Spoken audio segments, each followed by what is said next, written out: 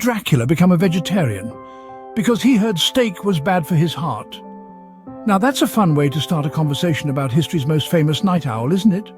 Dracula, the Prince of Darkness, the vampire lord, the undead aristocrat, has been a subject of fascination and fear for centuries. But today, we're here to tickle your funny bone rather than send shivers down your spine.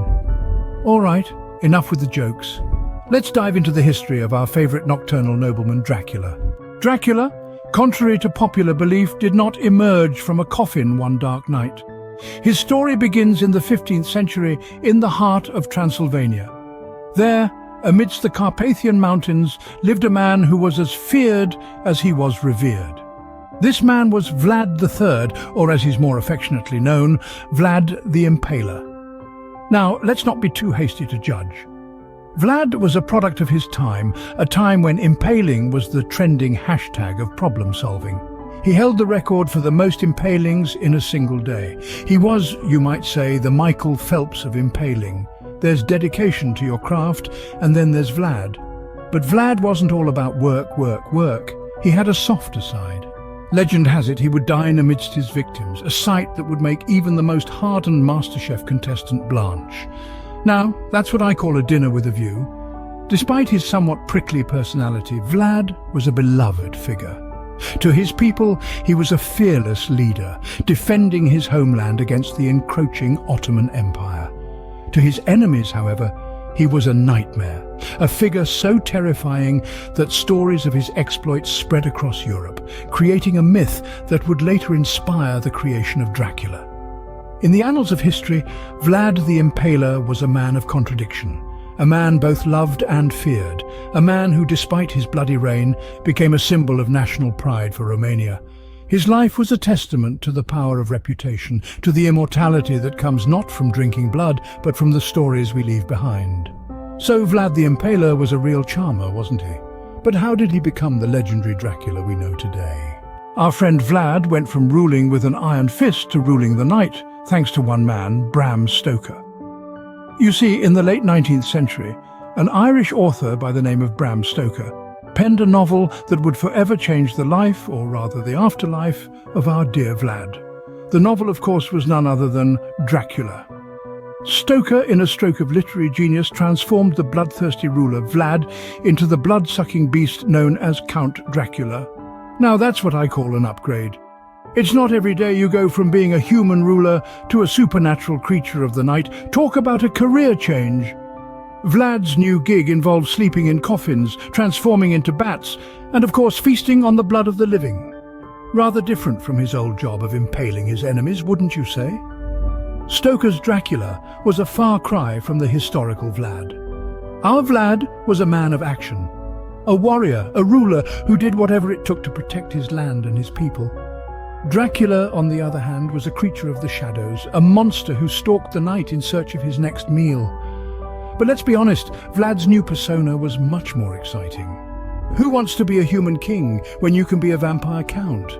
I mean, who wouldn't want to live forever, possess superhuman strength, and be able to transform into a bat at will? Plus, you get to wear a really cool cape. That's a win in my book. As Count Dracula, Vlad gained immortality, not just in the literal sense, but also in the literary sense. His story has been told and retold countless times, in countless ways, captivating audiences around the world for well over a century. Stoker's novel took Vlad from the pages of history to the annals of literature, transforming him from a fearsome ruler into a legendary creature of the night. And all it took was a little bit of Irish creativity and a whole lot of garlic. And that, my friends, is how you level up in the afterlife. After Stoker's novel, Dracula decided he was ready for his close-up. And just like that, our favourite fanged fiend made his grand entrance into the world of moving pictures. But it wasn't all red carpets and premiere nights for our Transylvanian heartthrob. Dracula's first foray into film was a silent German expressionist film in the 1920s. The film, aptly named Nosferatu, had our Count playing the villain, a far cry from the dashing heroes of the time.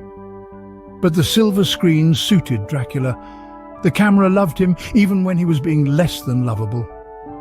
Despite his early typecasting, Dracula proved to be quite the versatile actor. He could be suave and sophisticated one moment, a terrifying monster the next. He mastered the art of the dramatic entrance, the menacing glare. He was the ultimate antagonist. But let's be honest, didn't we all secretly root for him? Over the years, Dracula has donned countless capes and sported a variety of fangs. He's been a debonair gentleman, a monstrous beast, and even a cartoon count who has a thing for counting. There's no role too big or small for our beloved bloodsucker. Dracula's Hollywood journey was not without its challenges, though. He constantly battled against typecasting, always fighting to show there was more to him than just a villain. And let's not forget the countless garlic bread baskets he had to politely decline at industry parties. Despite it all, Dracula remained an enduring figure in Hollywood. His complex character, his tragic backstory, his undeniable charm, all contributed to his lasting appeal. He may have been the villain, but he was our villain. And isn't there a little bit of Dracula in all of us? Dracula's Hollywood story is a testament to the power of persistence, of staying true to oneself despite the challenges. It's a story of resilience, of refusing to be boxed into a single role. It's a story of a vampire who dared to dream, to break the mold, to be more than just a monster. So, Dracula may not have won an Oscar yet, but he's certainly made his mark in Hollywood. These days, Dracula's gone from silver screen to small screen, and even the page of comic books. Yes, our dear old Count has been busy, exploring new avenues of fame in the modern era. He's been seen gracing the covers of graphic novels, making guest appearances in video games, and even trying his hand at being a sympathetic protagonist in TV series. Let's start with the comic books. Dracula's been inked into the pages of Marvel, DC, and even Archie comics. Talk about a genre crossover. From battling superheroes in dimly lit Gothic castles to causing mischief in Riverdale High, it seems there is no limit to Dracula's adaptability. In the realm of video games, Dracula has found a new playground.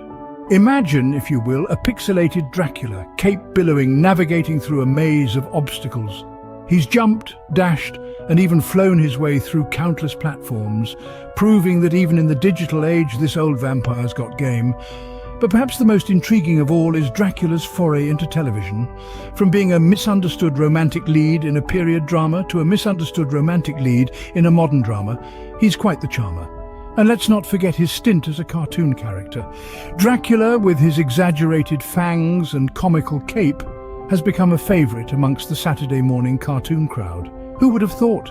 These varying portrayals of Dracula, oscillating between menace and charm, between the terrifying and the comical, are a testament to his enduring appeal. He's the one constant in an ever-changing media landscape, always evolving, always adapting. He's been the villain, the hero, the comic relief, and sometimes all three at once. So next time you see Dracula in a comic strip, or as a character in a video game, or even as the star of the latest Netflix series, remember, this isn't just a vampire, it's a cultural icon. From the cobwebbed corners of a Transylvanian castle to the bright lights of Hollywood and beyond, Dracula has truly stood the test of time. Who knew Dracula was so versatile? He's truly the Renaissance man of the undead world. So, what can we take away from Dracula's long and storied history? Well, if there's one thing Dracula teaches us, it's that evolution is the key to immortality. Not the blood-drinking kind, mind you, the metaphorical kind. Let's take a moment to appreciate this. Our dear friend Dracula started life as a ruthless ruler in the 15th century. Fast forward a few hundred years, and he's the epitome of supernatural chic, the poster boy of Gothic literature and a Halloween costume favourite. In the 20th century, the Count made his Hollywood debut, and boy, did he take Tinseltown by storm. From black and white films to Technicolor, from silent to talkies, Dracula kept up with the times. He never shied away from a new trend or a new medium. And in the 21st century, he's still here, still relevant, still inspiring fear and fascination. Whether he's the star of a video game or the centerpiece of a Netflix series, Dracula continues to adapt and evolve. Dracula's journey is a testament to the power of transformation. He's a symbol of resilience, a beacon of endurance. He's proof that no matter where you come from, no matter how many centuries pass, you can remain a legend, as long as you're willing to change and grow. And there you have it, the history of Dracula, proof that you can come from humble beginnings, become a legend and stay relevant, even if you're immortal and drink blood.